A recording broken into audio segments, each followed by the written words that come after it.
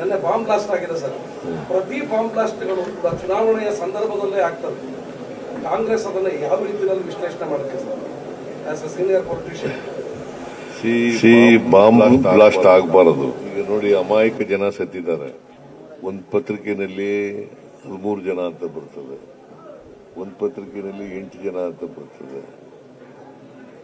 ಎಷ್ಟೇ ಜನ ಸತ್ತಿರ್ಲಿ, ಅದು ಜನರು ಪ್ರಾಣ ಕಳ್ಕೊಳ್ಳೋದು ಇದೆಯಲ್ಲ. ಕಾರ್ ಬ್ಲಾಸ್ಟು ಎಂಥದ್ದು ಕೆಂಪುಕೋಟೆ ಹತ್ರನೇ ಆಗಿದೆ. ಅದು ಆಗಬಾರದು. ಚುನಾವಣಾ ಸಂದರ್ಭದಲ್ಲಿ ಆಗಿರೋದು, ಅದಕ್ಕೆ ನೋಡಬೇಕು. ನಾನು ಅದಕ್ಕೆ ಮಾಹಿತಿ ಇಲ್ಲ, ತನಿಖೆ ಮಾಡಿ ಸತ್ಯಾಂಶ ಹೊರಬರ್ಬೇಕು.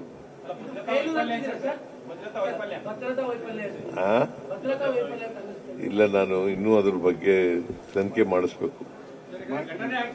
ಮಾಹಿತಿ ಎಲ್ಲ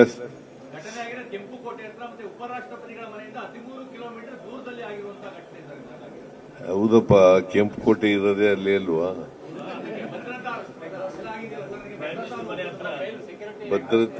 ಭದ್ರತಾ ಫೇಲ್ಯೂರಿಂದ ಆಗಿದೆ. ಈಗ ನಾನು ನಿನ್ನೆ ಹೇಳಿದ್ದೀನಿ, ನನ್ನ ಸಿಂಪತಿ ಸತ್ತವರ ಕುಟುಂಬಗಳ ಜೊತೆನಲ್ಲಿ ಇದೆ ಅಂತ ಹೇಳಿದ್ದೀನಿ. ಈಗ ಸದ್ಯಕ್ಕೆ ಇಷ್ಟೇ ಹೇಳೋದು. ಭದ್ರತಾ ವೈಫಲ್ಯ ಆಗಿದೆಯೇ ಇಲ್ವಾ ಅಂತಕ್ಕಂಥದ್ದನ್ನು ನೋಡಬೇಕು. ಬಿಹಾರದ ಚುನಾವಣೆ ಇದೆ ಸರ್, ಅದರ ಮೇಲೆ ಪರಿಣಾಮ ಬೀರುತ್ತಾ ಅಂತ.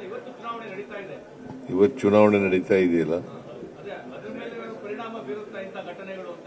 ಹಿಂದಿನ ಇದರಲ್ಲಿ ಈ ತರ ಪರಿಣಾಮ ಬೀರಿತ್ತು ಅಂತ ಘಟನೆಗಳು ಬೀರೋ ಸಾಧ್ಯತೆ ಇದೆ.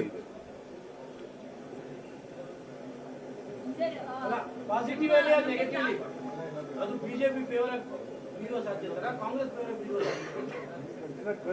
ಬಿಜೆಪಿ ವಿರುದ್ಧ